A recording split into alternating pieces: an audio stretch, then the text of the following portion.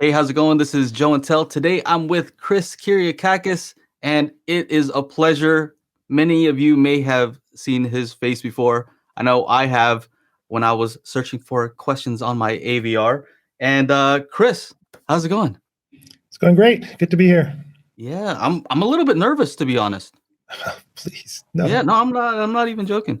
I do this all the time, and sometimes, I have folks on. I'm like, oh man, I'm more excited to talk to you, to be honest. And so I have some notes here. It says that you have a bachelor's in electrical engineering from Caltech, master's and doctoral degree in electrical engineering at USC. You wrote a book, Immersive Audio Signal Processing. That's Right. pretty awesome. And your field of studies in acoustics, psychoacoustics, and signal processing. All things I'm extremely interested in. Is that about right? That's right. Yeah. It's actually also at the intersection of those three fields. It's some interesting things are found instead of just treating them separately. Ah, yes, yes. So I see I am a member of AES, and I haven't read all of your white papers, but there are a lot. So I need to go in there after and kind of catch up. I've read a few, but just not all of them. So yeah, maybe you can kind of teach us a little bit during this whole interview, I guess. Happy to talk about it. Yeah. Many people know you from Audyssey. When I ask people like, "Hey, I'm gonna have Chris on," all the questions are about Audyssey. I'm like, "Yeah, that's where he was before," but he's answered many questions on the Ask Audyssey, right? So, can you tell us what you're up to nowadays? Sure. First of all, I'm still at the university. That's still my day job, as I call it. But I've always liked to play in the real world as well. So I'm now the chief audio scientist for Syng, and we've been working on some pretty amazing new products that have been out now for coming up to a year, not quite yet, but kind of trying to change the way people experience spatial audio at home and doing that through a design and algorithm interplay, and that's pretty exciting. Yeah, that's awesome. I'm actually one of the first people to review the Cell Alpha, and I was just like, "Oh man, this is." At first, I thought it was like just all design. Like I thought it was just looks. I was like, "All right, I'll check it out." And then when I heard it, I'm like, "Oh." I watched that. It was you did a good job. It was pretty in depth.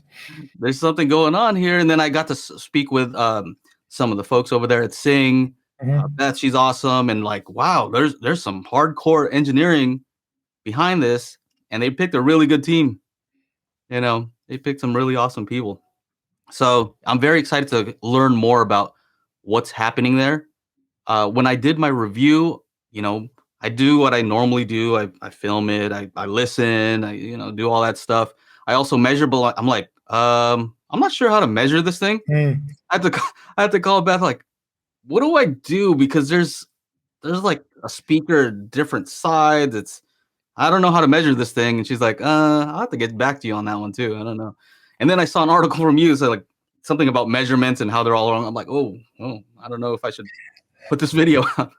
It's challenging because it's an unusual speaker. It's multiple speakers in multiple directions, and the algorithms we built combine them to do different things depending on what mode it's in. So it's not the traditional three-way speaker all facing the front, put it in an anechoic chamber and you're done, or measure it in a room. So it's a little tricky. We agree, especially when you're trying to find measurements that match what you're hearing. That's really the trick, right? Right. I have some notes. One of the first things that I noticed was that I really like is it has 3 microphones on there, and it does self-calibration. I'm thinking, okay, they used 3 microphones. They could have used 1, but what's going on with the 3 microphones? Why is that helpful? Well, when you add multiple microphones, you get, in addition to listening to the room response, you also can do what's called beamforming. So you can pick up the direction of incoming sounds. And that is a key part of the calibration procedure, because we want to know, well, we know obviously the microphones are on the stem underneath the speaker. Obviously, the majority of the sound is coming from the cell on top of it. but there's a whole bunch of stuff that's reflecting from surfaces nearby. And so the ability to use the beamforming technology that we built to know that there's a wall in a certain direction is crucial, because that way you know which way to point the speaker. Since there's no indication on the speaker to tell you which way is front, you can just put it down and it'll automatically figure out which way is front. That's awesome. That's awesome. So I did notice that in the calibrations that I measured kind of before and after, kind of moved it around. A lot of the I guess the fixes to the sound were more in the bass area. Yes. Is that correct? That is correct. Yeah. Without the ability to take measurements in the middle of the room and wherever the listening area is, which was obviously the past life, where the interested person, the highly interested home theater person, doesn't mind putting microphones up and moving them around. That's not this consumer, right? So predicting what it's going to sound like in the middle of the room at high frequencies can be a dangerous proposition. And so the biggest problems in small home rooms are in the low frequencies anyway. And so we pretty much decided that everything we do in terms of EQ, room EQ, is going to be in the low frequency range. Okay. I saw that from my measurement, it seemed like I was trying to figure out what was the target response. Was the target or the target response, is it optimized for the main listening position, which is tough because you kind of don't know where they're at, or a near field response of that speaker? No, it's targeted for a listening area, in a big room, and that has certain implications about what bass balance to produce with respect to the rest of the speaker, because as you know, big rooms need more bass to fill and then do little rooms. But so we did a lot of measurements in different rooms and came up with a target curve that we thought was acceptable. The tricky part when you're measuring is that depending on where you have the volume control, there's also a psychoacoustic effect happening. And so, as you know from the past and current, our hearing changes as you turn the volume down. It becomes much less sensitive to bass. And so if you didn't have the volume at near max when you were measuring, you were probably also seeing some of the psychoacoustic correction that increases the bass to make it perceptually flat at each volume. So that's what I meant. It's a little tricky to measure. When we do it, of course, we get to defeat all of that stuff so that we can measure, what we want, but that's not really available. Hey, yeah. Yeah. So we're talking about equal loudness contour curves. Yes. Okay. Yes. Okay. The other thing that I noticed is that after a while, you guys have added a feature that allows you to reduce the bass. So before there was no option. It was just, that's what it is. Yeah. I'm like, I like a lot of bass. So I'm like, hey, this is awesome. But I can see how some people will be like, maybe I'd want a little bit less. So that Yeah. So that was a challenge. We didn't have. We're pretty opposed to providing multi-band equalizer settings because the average person doesn't know how to set them, and they usually make smiley face EQ curves. So things like you see in every rental car that you sit in. I'm sure if you took it, I do it. I look at the audio settings. Everybody has the treble all the way up and the bass all the way up. Like, okay, we don't want that, and we don't want to provide a tool for that. But we do realize that a speaker that was thought to be kind of for larger spaces, when listened to in smaller spaces, might need some adjustment, and that's what we did as a first step. I can tell you without revealing too much that there's a second step coming rather soon, where that would give you even more customizability, more of a preference adjustment rather than just standard and reduced. So that's look out for that. That's coming. All right. You heard it here first. All right. And actually I get to play with some pretty nice speakers. I have a nice AVR. I have, room correction and, a nice sub. And most of the time my wife likes to just cast to the cell alpha. What do you think of that thing? Oh, just like that. Well, I'm like, oh, all right. Oh, Maybe because it's easy, because it sounds awesome. So I thought that was kind of interesting. yeah. The complication of I love receivers, and I have it too, and I have a full 11.2 system at home, 7.2.4, but it's complicated. And if somebody just wants great sound, this was part of the philosophy. It was a big part of our philosophy. Mm. How do you deliver great sound? Simplicity often comes at the cost of poor sound. Just make a cheap plastic speaker and it's Bluetooth, and you just play something and you get sound, but it's not good sound. So yeah, I think simplicity has a lot to do with it. Yeah. And that's very interesting because if you give people too much control, like you were saying earlier, they can kind of mess up the sound. So it's going to be interesting to see what you guys come up with. I've always thought it would be cool to have a tilt control. I mean, they can't mess it up too much if it kind of. What a Anyway, good idea. I don't know. Anyway, that was just a thought. That's a very good idea. Old school idea, though. That's an old school idea. Yeah, but Yeah. let's see.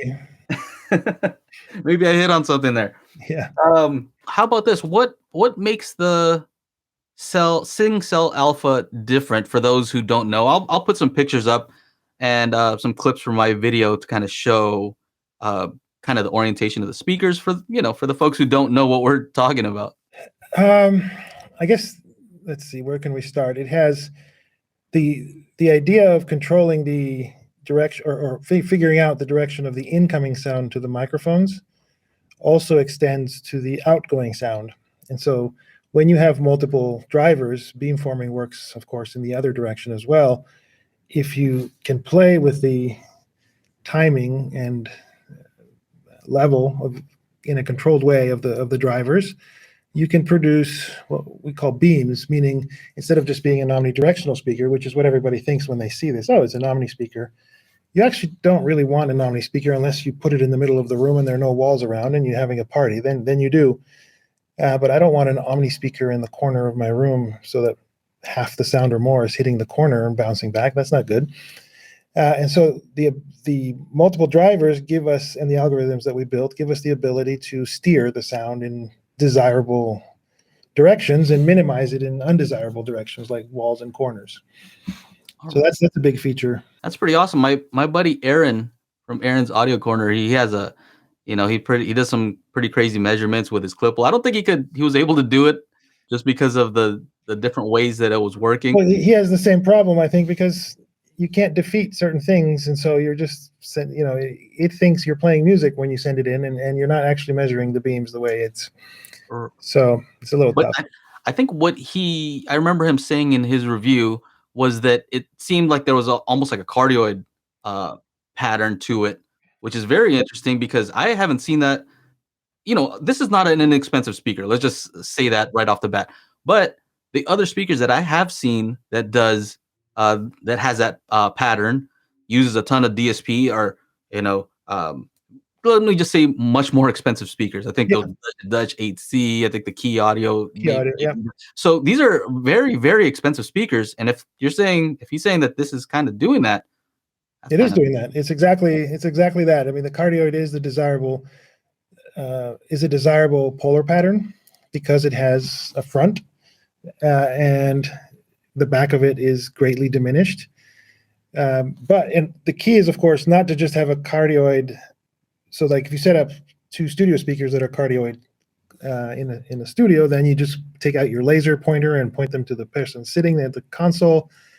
But here we don't have that, right? We want to fill a big listening area. And we want to control it from the app. So the cardioid has to be able to move as well.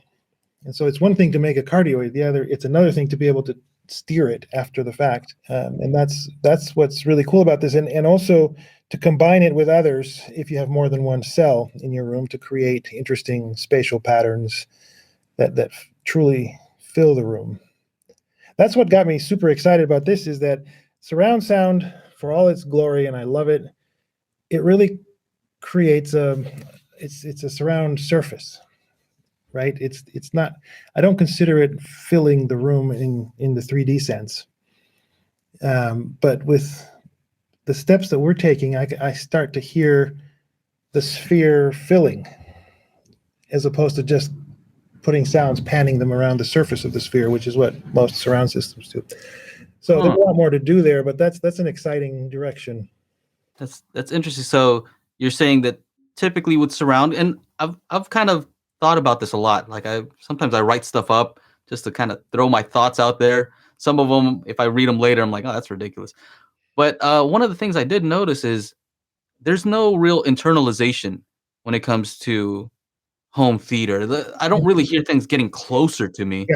Everything's always like on the outside. Wherever the speakers are, that's kind of where the sound's at.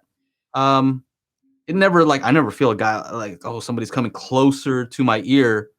You know, I'm a fan of binaural, right? So binaural it seems kind of easy because they're just plugging directly into your ears and then they can externalize from there. So you're saying that you're getting more of that sensation? Yeah, binaural has the opposite problem, by the way. It can't go that far out. People can whisper in your ear, but it's hard to get 10 feet away images with binaural. So a hybrid system would be cool. But what we're trying to do, so for movie content, we just have to reproduce it as best as we can spatially. It's channel based, and people, that's how they created it. So until that changes, that's not going to be any different. Other than the fact that we can reproduce it with fewer boxes in the room, fewer speakers. But for music, we get to be more creative and try things that are not just play the left channel out of one cell and the right channel out of another cell, but get more creative with what you do. And so if you can extract spatial information out of a 2-channel song and then know the position of your speakers and know something about the room, you can start to really put things in the room differently. I'm loving all the things that you're saying right now. Like that's so you differentiate between multi-channel input versus 2-channel input, and yes, we do try to map the multi-channel input to the number of cells. So you're still going to have a left surround even if you don't have a cell at the left surround position. We'll try to do the best we can to make one for you there. But we still have to stay true to the intention of that content, which was it was supposed to be at 110 degrees. We can't. Yeah. But with music, there's no real supposed to be, right? Well, I mean, there is left, center, right imaging, but we can play a little more, and that's exciting. That's very. I've thought about that a lot. Like, what's in original music that you can extract? What can you extrapolate from?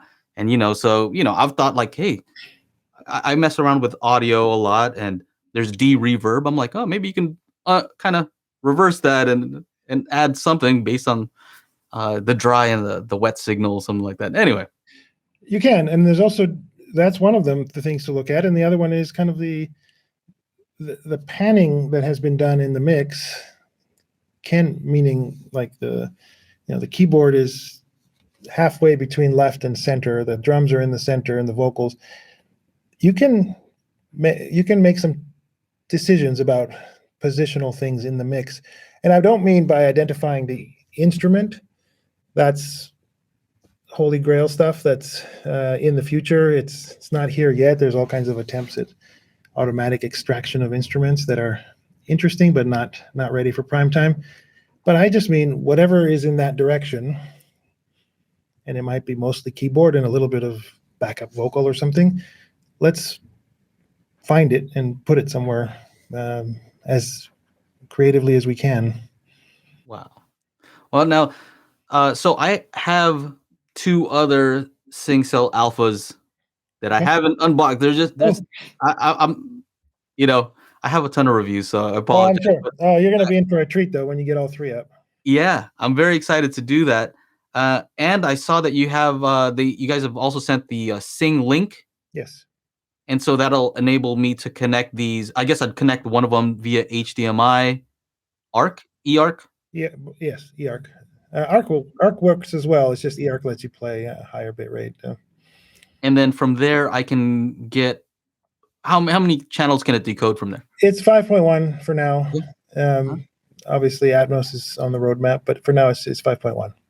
All right. Now, a lot of people who follow my channel, they know I'm a fan of up mixers like Oro 3D. I think that's pretty cool. Are you guys going to be doing stuff with regards to height aspects? Because that's kind of the main thing that people are looking for right now when it comes to immersive sound, is they want an aspect of height as well. Is that something Yes. that's even possible with just ear level speaker? Oh, I see. Or do I have to put a cell up on my ceiling now? I was going to say, yes, One up. we're happy to yes, and that's coming also very soon. The ability to include a cell that's hanging upside down in the panning. It actually, they have accelerometers in them, so we can automatically know if the cell is right side up or upside down, and adjust. But in terms of virtual heights, we're not really big fans of that kind of rendering. I know it eases the pain of having to add speakers up high, but it's the quality of these algorithms that we've looked at is not sufficient. So no, not for now. Yeah, I was actually just joking about putting a speaker up there, but you sounded pretty serious. Oh yeah, Maybe add a light to it. It could be like a ceiling light and yeah. speaker. They look pretty cool, right? I And wouldn't mind special, actually having that up there. absolutely, a special disco ball version, that would be awesome too, right? So Yeah, you know, the thing that I was extremely impressed with on the Cell Alpha was just the bass response. I'm like, no way. I think I entitled my video like a subwoofer with speakers, because it was that's how it sounded. yeah, Like you have dual, what are they, 6.5s? yeah. In a very compact space. But the design, Ryan Mihalic is our acoustic engineer in charge of that, and designed this whole thing in a way that is pretty outstanding, because not only to get bass, you have to push air. And when you push air and you put your hand up against a big subwoofer or a speaker, it vibrates like crazy. If you next time you fire up the cell, put your hand on the clear cover, you won't feel a thing, and that because the vibration is canceling their opposing force. Right. And when you do that, you can get a lot of excursion, and meaning a lot of bass, without the thing falling off, rattling. Yeah, and that's the thing. I knew that people were gonna say, "Oh man, this is expensive," but right before that, I had just previously reviewed a dual 6.5-inch Kef subwoofer. Yeah. It was like, Oh, I I think know. it was more expensive. I'm not sure. It was like around the same price, and it was just a subwoofer. I'm like, this is the same layout, right? You have dual opposing, and I was getting some crazy bass. I'm almost like worried about the components inside. I'm like, I don't know how much pressure is building in here, but man, Yeah. it's crazy bass. What happened? Sounds crazy. Yeah. It's important. Bass is such a huge part of the experience to fill the bottom octave, and it's always been kind of I need big speakers and large boxes, and so rich sound really depends on bass, and that was a big part of our design. Right. Now, you guys wanted to make this compact, and there's always a trade-off. I know with sound, there's always some sort of trade-off. You want it to look cool, you want it to be this shape. There's always a trade-off, right? So, Yeah. were there some compromise that you had to make because of the layout of the speakers? Because I know that there's some things that you can't absolutely fix with DSP. There's a lot you can, but certain things that you have to just kind of work with. I don't know if we'd call it trade-offs. I mean, sure, if you come to the audio group and say, what do you want? We would have many more things to ask for. But I think for this product, we got everything we wanted. Obviously, more drivers around the periphery would give you finer control of your cardioid, even make it even narrower cardioid, or make it a cardioid over a wider range of frequencies, because eventually at low frequencies it's no longer a cardioid. So if the gods of design gave us more requests, that would probably be one of them. Let's give us more drivers. Yes.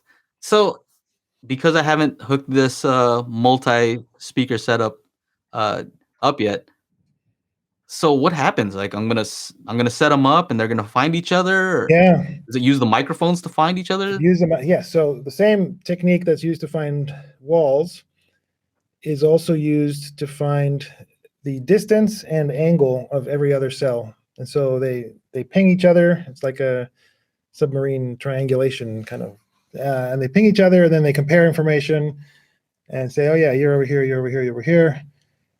And then you have a setup, and it shows up in your app. So you'll see the cells as gray dots on your representation on your screen. In the relative locations that they're found in the room. Wow. And now, then you can, sorry, just to the puck, as we call it, which is when you play music, there's a circle that visualizes the music. You can put your finger on it and move it around. And besides the ability of standing between the cells and listening to kind of this, what I was saying before, spatialized version of music, you can also use it to move it to a direction of interest. Let's say your kitchen's over here and you're listening to music, and now you want to get up and go to the kitchen. Well, take it and move it in that direction. Now the sound follows you in that direction, and they're all projecting to where you told them to project. Then you can come back and bring it back with you. Wow. Yeah, and I have played with that, where you can kind of like move the vocals around. Like, yes, sounds like you can do it. Certainly, you can do it on a single cell. But you get so much more spatial freedom when you have multiple cells that you're gonna love it. I'm sure the bass is gonna be better too. I mean, that's the whole point of using multiple subs, right? Is to kind of smooth out the response. Do they also find each other and say, hey, you know what? Let's fix the bass together. Let's fix some of these nulls. So, yeah, we distribute the bass, and so that's absolutely right. Now you have multiple. Think of it as a giant subwoofer broken up into small pieces distributed around the room. So they're all working together to produce. Again, everybody thinks, oh, is it just going to be louder bass? No, it's going to be smoother bass, because you're driving the room from different points, and therefore smoothing out much more, smoothing the normal modes in the room. So it's really cool. I'm really glad you're there, because I'm of the opinion that DSP is really the future of audio. If we look at audio or hi-fi, the hi-fi space, there's not a lot of forward movement, I would say. You know, I don't see a ton of technological advancements. I'm coming from an IT background where everything is always changing. There's always they're always trying to outdo themselves. Not so much in audio, but I do think that DSP is really where it's at. That's where the most bang for your buck is in using these computers to figure out different aspects of the sound and to fix certain aspects of the sound. There's some stuff that has to be done physically, but there's a lot that can be done digitally. Yes, that's absolutely right. And then that's even besides the room stuff, which is an obvious thing to fix. You can also make some decisions. If you know that you're going to have DSP, you can make decisions about the speaker design itself. For example, you pick a woofer with a certain magnet and a certain excursion, and that requires a certain air volume. But sorry, you're not given that air volume. You have less. So now what do? Just as an example, I mean, you can use DSP to co-design with the hardware and overcome some of the problems that are driven by other outside forces, so to speak. Yes. And I, this is a sealed design, so Yeah. I'm assuming that you're referring to the fact that you could extend the bass out further. Yeah. Without having to worry about, what happens below the port tuning. Well, yes, that, but just from a pure back volume, some old school speaker designer would look at this woofer and magnet and its TL small parameters and say you don't have anywhere near the amount of air behind that you need. But maybe you don't. Maybe it's not just about volume. I hear you. Okay, so let me ask this: does the F3 or does the bass response change when you add more cells, or is it say pretty much the same? No, I would say it stays the same. It's to get deeper bass. It's hard to get that from a distributed subwoofer. I think it. So no, I would say it stays the same, but you're just getting smoother. Smooth. And would you say that I could also potentially play it louder? Yes, definitely. Okay. Yeah. Because we're adding more amplification and more surface Yes, area. we have more surface area. Exactly. All right. Let's see what else. I'm very excited to see how it sounds with movies because I do have a projector system Yeah. in my living room, but I don't want to go full out. I don't want to. I don't. I have a dedicated theater. Sure. You know, I have a ton of speakers in there, like 13 speakers, a bunch of subs. The living room is not for that, right? No. And so I think I wouldn't mind. You know, well, how would you recommend setting it up? Left, right, and then one in the rear, like a triangle? That comes down to a little bit of room and personal preference. There are pros and cons to both, right? So, left and right. I mean, if you have the ability to put it in the center, I don't know how far up you're, like, without blocking the screen, obviously. Uh-huh. I would probably recommend that so that you avoid a single cell in the front to anchor the dialogue, and then two on either side. And remember, they don't have to be exact because we're going to know where they are and it'll be adjusted. But in movies, at least, the dialogue anchoring in the center is pretty important. Oh, wow. All right. So, yeah, I'm glad I talked to you because I would have put it the other way.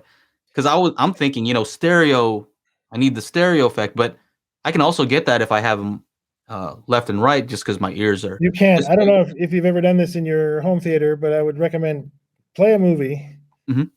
and disconnect your left and right speakers.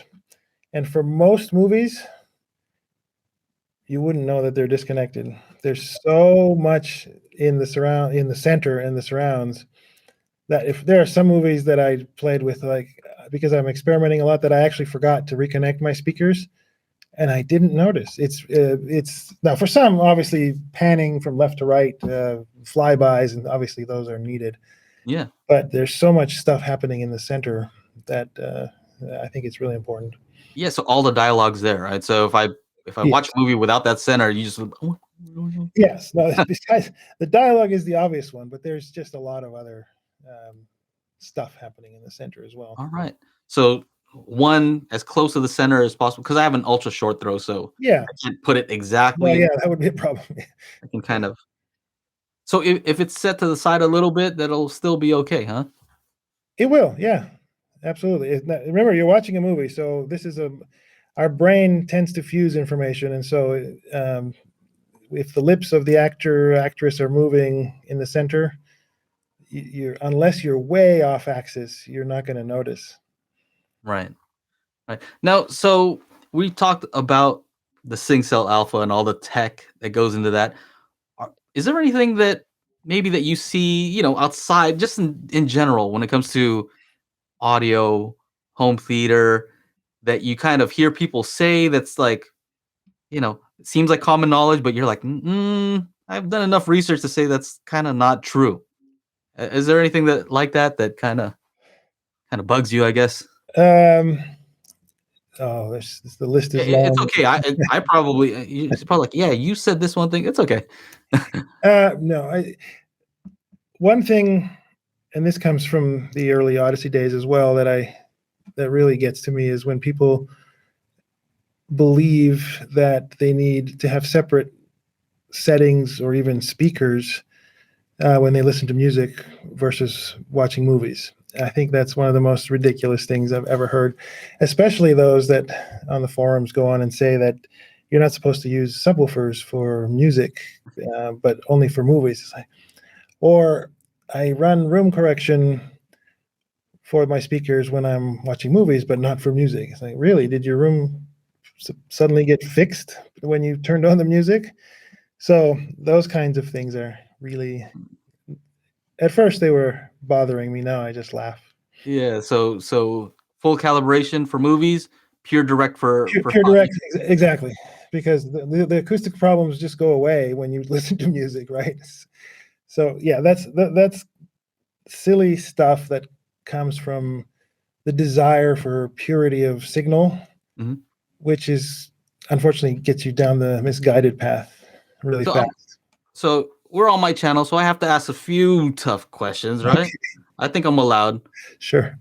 Um, so as far as target curve, because of course there's always some kind of curve that you're aiming for when you're doing these calibrations, you don't have to tell me the exact target curve, but I always wonder, like, how do you figure out what the correct curve is, or is it preference, or do you just measure a bunch of rooms and try to get a general estimate? Because of course, with an average, it's better to have an average, right? But Yeah. it's less good for one specific situation.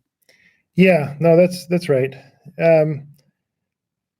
So if we break it up into, and this is often another thing that doesn't often happen, if we break the problem into acoustical and perceptual parts, then the acoustical part has to be as flat as possible. And I'm not talking about let's talk about the low frequencies first. If you put a boost in the low frequencies intentionally, as is sometimes done, that tries to incorporate a little bit of the perception, which means, people are not going to listen at maximum volume. They're probably going to listen at minus 20 dB, so let's put in for them the loudness, perceptual loudness correction, which is fine if people listen at the exact volume at which you put that in for, but it changes. And so my philosophy has always been, make it flat in the bass and then allow the volume control to set based on a psychoacoustic model where, if I turn the volume way down, yes, I will have to boost the bass so that it remains perceptually flat. And so that doesn't always happen. On the high frequency side, we're not doing high frequency EQ here, but other, room correction systems do that in home theater receivers. Their flat is actually not good. Yeah. Complete all the way out to 20 kilohertz, and that's because of it's multiple factors, but one interesting factor is the content is created by people that are sitting relatively close to speakers in a studio, and in a studio that probably has more absorption than your living room. And so there's something called the critical distance. The critical distance is the distance from the speakers at which the direct sound reaching your ears is equal in level to all the sound bouncing around the room. And so there's only one distance from speakers at which that's true. And in a studio, they usually sit closer than the critical distance, which means their ears are dominated by direct sound. Now you take that at home and you're sitting outside the critical distance for a couple of reasons, usually the couch to the other end of the living room, but also the room is more reverberant, and so you have more reverberation. And so now if you play a mix made by ears inside the critical distance and are listening outside the critical distance, and your speakers are flat, it's going to sound too bright. And so an adjustment to the high frequency has to be made to roll off the highs so that the perceptual balance remains correct. And that is part of things that go into target curves at high frequencies. Again, we're not doing that Right. Because we don't get to measure at the listening position. Mm-hmm. But we have been in enough, and all of us on the team have enough experience to know that how to inform our target curve based on some educated guesses about listening positions in these kind of for these kind of speakers. I understand. Yes. So I mean, I've measured speakers before. No names, but the response at the main listening position was flat, and I was just thinking, like, is that what they designed? Like, did they think that that's the optimal? Because I don't think so. To me, it sounded too bright, and I think a lot of folks who go into it think like, hey, if I'm 10 feet away and if I'm getting the exact sound as if I was near field, then my brain's gonna love that. And from my experience, it doesn't. It says no. You're 10 feet away. It shouldn't sound the same as if you're 2 feet away. Right. You shouldn't really be designing speakers for on-axis. It's not a laser. It really is. At 20 kilohertz, it might be a laser, but in the voice region and the bass, it's much more omni. And so the arrival of sounds from different directions changes with frequency. And if you force them to be equal on axis, you're going to sound bright. That's a very challenging thing to do, but consumers have been conditioned to buy speakers that have straight line frequency responses, right? So, this is a good speaker. It's got a flat frequency response, but How is it measured? I don't know. You know, it's funny though, is I do a lot of remote calibration. It's a service that I offer to people. I log into their computer, I have them do some measurements, and a lot of times I'll kind of I don't want to say fix, but yeah, I think it's fixing. I'm fixing, that response. And they bought that speaker, so they thought that they liked it. But afterwards, they're like, "Oh wow, it sounds so much clearer. It sounds so much easier to listen to." I'm like, maybe you do like a more neutral sound after all. Yeah. People just don't know. So I could talk to you all day about all this stuff. I could geek out about all this. How do people find out more about the SyngCell Alpha? They just go on the website. Is that the best place? That's the best place. Yeah. Yeah. And you have some articles on there. Are they kind of easy to find? Because the one that you wrote, I try to look for it later on. I'm like, oh, that's on Medium. I don't have the address handy, but okay. We can yes, it was on Medium. Yeah, and but there is a link from the website, but we can send you the link, and then you can flash it up. Yeah. So I could geek out, talk to you all day, but I know you have to run. You got things to do, so I appreciate you taking the time to talk to me. And yeah, I guess we'll cut it there. And I just want some more time to ask you questions off air. Sure. So yeah, that's fine. All right, guys. So I hope you enjoyed the video. If you did, make sure to like, subscribe, ring the bell to be notified when I upload new videos. That's it. Take care. Bye-bye.